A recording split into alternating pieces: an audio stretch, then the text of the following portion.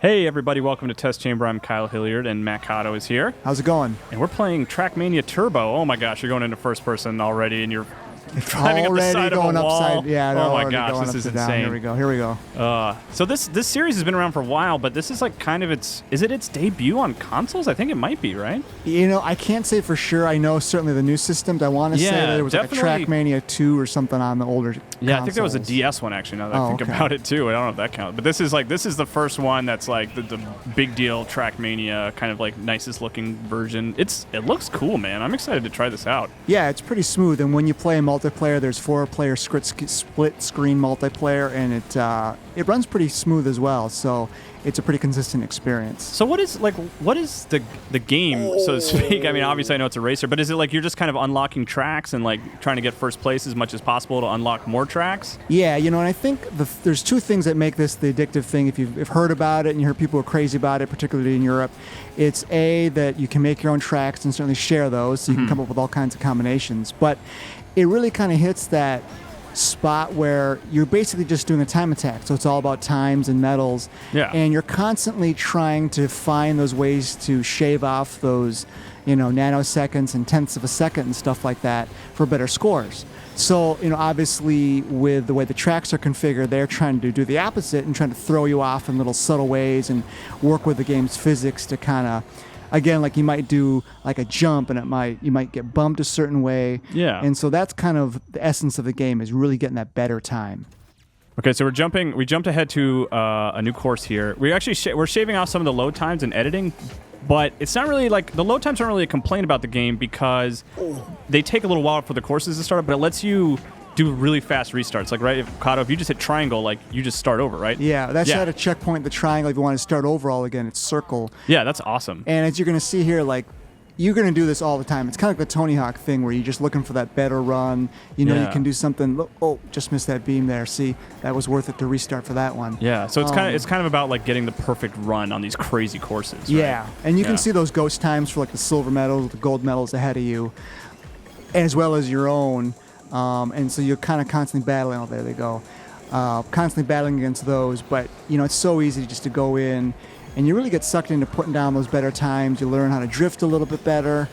And, that's kind of it. So if you want, let's go back. We can go for the gold here. So you want to improve, certainly. Yeah. I'm a big fan of just games in general that do that really quick restart. Like even like it's all in disparate genres too. Like a lot of racing games, like a couple of racing games do it. And then there's like Super Meat Boy, does it. I love it because it lets you like be perfect, which is kind of fun in these types of games. So yeah, I mean, like those jumps. I mean, I've missed those jumps. I've not landed perfectly, and you can do like little sort of air controls to try to help you with the gas and brake to try to land. Because you want all four wheels on, and you want it to be burning and going as fast as you can, and getting the best times at all times. Not that you won't use a brake, but it's certainly all about just getting into that. And then when you got like there's challenges for online people, so that if they put down a sequence of different tracks and challenges, you got to beat those in sequence, and that's definitely part of the impetus as well. Cool. So I was thinking maybe you and I could try a race. Yes, multiplayer is a really big part of this in the sense that it's got a lot of different kinds of multiplayer combinations through, all kinds of tracks. So when you do like the solo campaign, quote unquote, you could still play it with somebody else. So that's definitely fun. Cool. Yeah, let's take a look at that then. Okay, so we jumped into, this is a random track generator? We set the length and we set the mood, I guess. This is sunrise, so if you're sleepy, I don't know, maybe this is for you. But in advance. I don't know exactly what that means. But, and certainly you can make your own as well. Yeah. I've fiddled around with it, and it's probably more than I want to do. But you can do some randomly generated tracks. You can also, put down all the Zeppelins there. You could put down any of the boost pads. Okay. And stuff like that. So that's kind of all up to you. But so you can do the course and the decorations. Yeah, you're probably just going to want to just take what other people have made. It's probably just going to be There's probably going to be some crazy stuff here pretty shortly. Okay, so, who am I? I'm on the right, I think? Yeah, okay, so Kyle is on the right and Kato's on the left. Okay, I was looking at the right, but hopefully I can catch up here. Okay. Yeah, something tells me that you're probably going to be a lot better at this than me. So yeah, drifting, you want to drift around those corners, Okay. and then you're going to watch the boost pads. Do you build up boost or anything like that, or is that not like in that? this particular play? Okay. Not in this particular one here. So this is a randomly generated course. You know, it'd be curious to see how they sort of where they put the boost pads in relation to like these turns into. Oh, my engine's off. There's these other pads that are called like engine off, where basically you have to have enough speed as you go up the wall ride, otherwise, you know, you'll lose. Oh, no. Okay. You can just hit triangle to kind of get back on the course, though. Triangle just for the okay. to hit the back to the next checkpoint. Gotcha. Okay, I'm catching up now. Yeah. I think I had a nice little lead on you, which is totally earned. I just went off in there. By the way, Ben Hansen said that if you get out into these other environments, you can basically just go forever. That's crazy. So okay. We'll have to check on that. So you know, you want to use the boost pads. Will obviously throw you into some things. There's some obstacles there which are gonna impede your progress. Yeah. And then the wall rides, you got to be careful because of course the perspective changes on you, and you can easily find yourself just sort of going off to the side, which I've just done a couple times. It's crazy now. that this is just a randomly generated course. Yeah. That's so weird. Yeah, absolutely. And, that was, I think, one of the longer ones, I think, is what we put it at. Yeah. And so, let's see if we can get a little bit we can kind of memorize a little bit. There's no collision, but I think there are some modes that have a little bit of collision. But with other cars? Yeah, if you're just doing your average, like, multiplayer, you're not going to find that. Okay. Got the hang of this now, Kato. I think I got lucky the first round.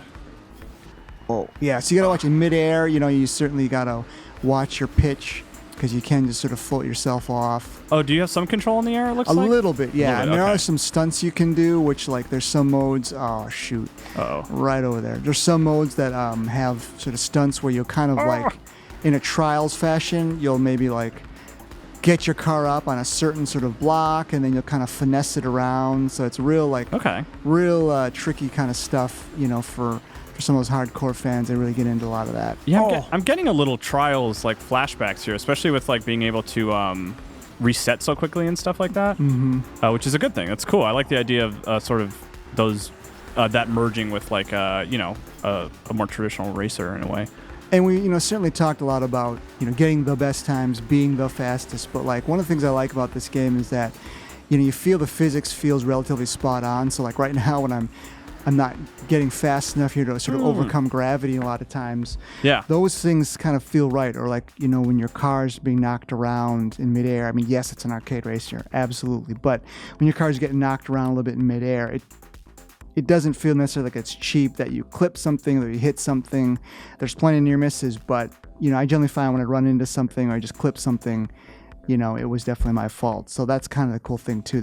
It's a lot of the fun without a lot of the excess frustration. Okay, so we got one more mode we wanted to show off. This is double driver mode, which we both control the same car? Is that how it works? Yeah, apparently we have 50-50 control over the car. Okay. So, we'll need... we'll have to figure out once we go in here who's left and who's right. And we'll have to stick to that and tell ourselves when we want to go left and when we want to go right. Okay. Okay, looks like I'm driver 2 on the right here. I'm pink. blue. So okay. I'm the little pink thing on the screen there, so... So we're both kind of... is listening to both of our inputs? Is that what it is? Yeah, it says it's like 50-50. Okay. So, like, I don't know about brake. I guess we're just going to have to see we can kind of drift I think it turns here. it turns yellow. Oh, this is bizarre. So it's like, it's not like you're totally out of control, but you also don't have total control either. Oh, this is weird. I kind of like this. It's sort of like co-op racing in a weird way. You know what it makes me think of? Oh, look at that. We're so good.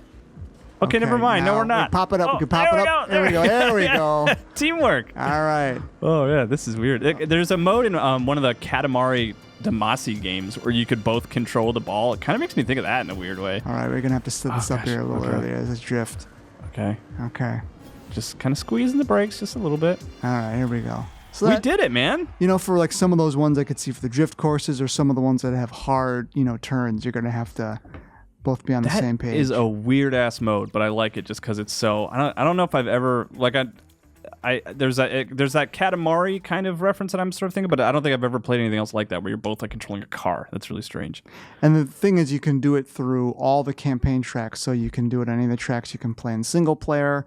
And the double driver mode is sprinkled throughout the rest of the game as well. So there's plenty of opportunities, plenty of things to play. Okay, cool. Well, that was a good look at Trackmania Turbo.